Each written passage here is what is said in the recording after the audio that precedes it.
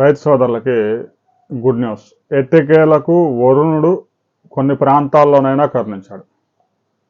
కొన్ని ప్రాంతాల్లో ఇప్పటికీ చినుకు పడలేదు, అయినా మరి కొన్ని ప్రాంతాల్లో అతి భారీ వర్షాలు నమోదవుతా ఉన్నాయి. ఎల్నినో ఎఫెక్ట్ కావచ్చు, ఎందుకంటే కొన్ని ప్రాంతాల్లోనే విపరీతమైన వరదలు, మరికొన్ని ప్రాంతాల్లో చినుకు పడటం లేదు. ఇప్పటికీ రాయలసీమ జిల్లాలో వర్షాలు, దక్షిణ తెలంగాణలో కూడా చాలా ప్రాంతాల్లో సరైన వర్షపాతం లేదు. అయితే తాజాగా గడిచిన 2-3 రోజుల నుంచి అల్పపీడన ప్రభావం, ఆవర్తన ప్రభావం, ద్రోణి ప్రభావం, ఋతుపవనాలు అన్నీ కలిసి కొన్ని ప్రాంతాల్లో అతి భారీ వర్షాలు నమోదవుతున్నాయి. మహారాష్ట్రలో ముంబైలో 20 సెంటీమీటర్ల వర్షపాతం ఒకే రోజు నమోదైంది. రత్నగిరి జిల్లాలో కూడా అతి భారీ వర్షాలు నమోదవుతున్నాయి. అక్కడ ఉపనదులన్నీ పొంగి ప్రవహిస్తూ ఉన్నాయి. అయితే అక్కడ రత్నగిరిలో కురిసిన వర్షాల వరద చాలా వరకు అరేబియా సముద్రంలోకి వెళ్ళిపోయింది. అయితే ఆ తర్వాత సహ్యాద్రి పర్వతాలకి తూర్పు వైపున వర్షాలు కూడా మొదలయ్యాయి, పెద్ద ఎత్తున వరద వస్తూ ఉంది. ఇక ప్రాణహిత క్యాచ్మెంట్ ఏరియాలో కూడా పెద్ద ఎత్తున వర్షాలు నమోదయ్యాయి. గడిచిన 24 గంటల్లో మహారాష్ట్రలో కొన్ని ప్రాంతాల్లో 10 సెంటీమీటర్ల పైగా వర్షపాతం నమోదైంది. దీంతో ఎట్టకేలకు గోదావరికి వరద మొదలైంది మొదటిసారిగా ఈ సీజన్లో. ధవళేశ్వరం బ్యారేజ్ దగ్గర కనీసం డెల్టాకి నీళ్ళు ఇవ్వడానికి కూడా ప్రస్తుతానికి కొంచెం ఆ నార్మల్ పెంచుకోవడానికి మాత్రమే అవసరమైన 2000-3000 క్యూసెక్కులు మాత్రమే అందుబాటులో ఉన్నాయి. తాజాగా ప్రాణహిత నుంచి మేడిగడ్డకి పెద్ద ఎత్తున వరద చేరింది.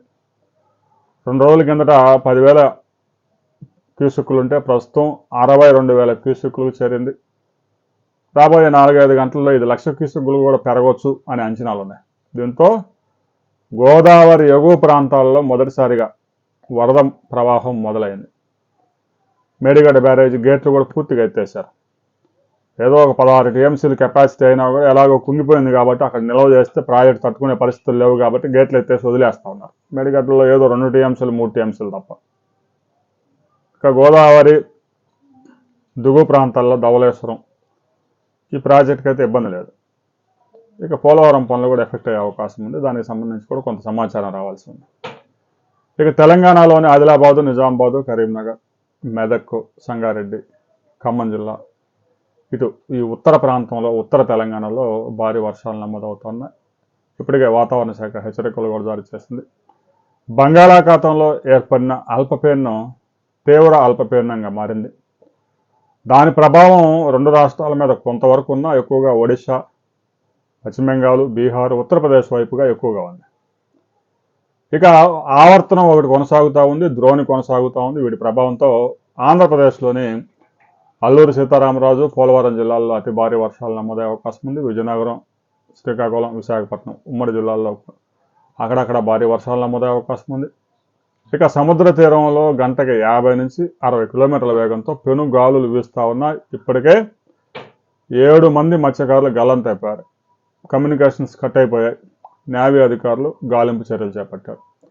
ఇక రాబోయే 24 అవర్స్లో ఉత్తర కోస్తాతో పాటుగా రాయలసీమలో కూడా అక్కడక్కడ మోస్తరు వర్షాలు నమోదయ్యే అవకాశం ఉంది. పల్నాడు, గుంటూరు, ప్రకాశం జిల్లాలో కూడా 2 నుంచి 3 సెంటీమీటర్ల వర్షపాతాలు నమోదయ్యే అవకాశం ఉంది. ఇక గోదావరికి ఫ్లడ్ అయితే మొదలైంది, కానీ కృష్ణా ఎగువ ప్రాంతంలో తుంగభద్ర నదికి సంబంధించి తుంగ అనే ప్రాజెక్టు మాత్రం 3 టీఎంసీల కెపాసిటీ, దానికి పూర్తిగా నీరు చేరింది.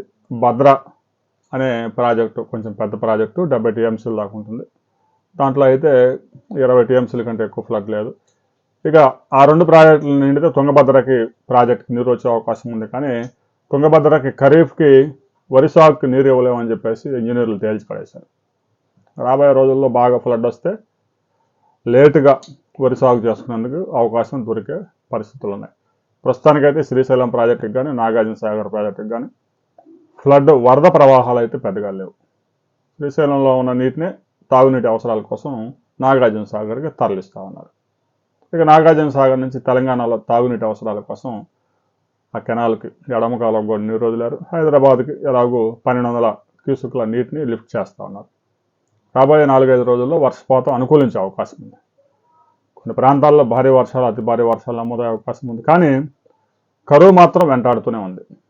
అందుకే మీ ప్రాంతంలో వర్షం పడిందా లేదా, గడిచిన 40 రోజుల్లో మీ ప్రాంతంలో సరైన వర్షపాతం నమోదైందా లేదా అనే విషయాన్ని ప్రతి ఒక్కరూ కామెంట్ చేయండి. ఇప్పటికే చాలామంది రైతులు కామెంట్స్ కూడా పంపించారు. అనంతపురం జిల్లాలో ఇప్పటి వరకు సరైన వర్షం లేదు. కళ్యాణదుర్గం ప్రాంతంలో అసలు చినుకే పడలేదు. తెలంగాణలో గద్వాల, జోగులాంబ ఈ జిల్లాలో కూడా అసలు చినుకు లేదు. రాయలసీమలో చాలా పరిస్థితులు, నంద్యాలలో వర్షాలు లేవు. నంద్యాల జిల్లాలో, కర్నూలు జిల్లాలో, చిత్తూరులో 1-2 ప్రాంతాల్లో మోస్తరు వర్షాలు నమోదయ్యాయి. ఇక నెల్లూరు అంటే అది డిఫరెంట్ వాతావరణం కాబట్టి దాని గురించి ప్రత్యేకంగా చెప్పుకున్నాం. రాబోయే కొద్ది గంటల్లో మీ ప్రాంతంలో వర్షం నమోదైందా లేదా అనే విషయాలు కూడా కామెంట్ చేయండి.